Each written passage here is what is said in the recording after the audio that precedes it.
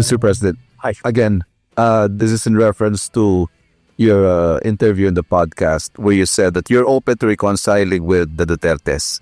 And after you said that, certain conditions were floated. For example, Bongo said, No. That's not how reconciliation works. You don't put conditions to reconcile.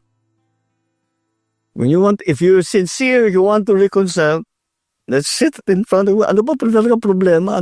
Paano nangyari ito? Tanggalin natin ang problema.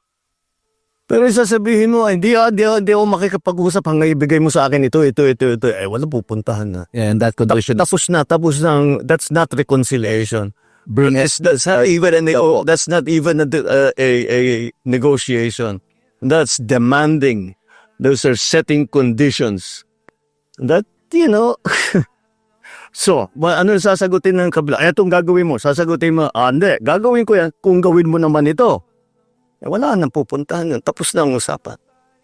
So, how far are you willing to go, Mr. President, to pursue this reconciliation?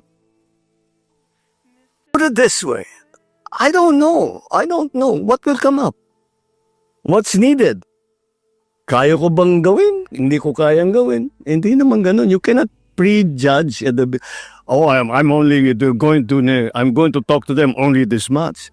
Hindi. Kailangan sinasabi ko nga bukas ka eh. Kahit anong sabihin mo, pakikinggan ko. Kung talagang tapat ako na nais ko mag-reconcile, edi isipin ko lang, lahat ng hiningi mo, lahat ng hinanakit mo, kung kaya ko ayusin, di ayusin ko para tapos na to. Ayoko nga ng kaaway. If you found this in-depth report insightful, please hit the like button and subscribe.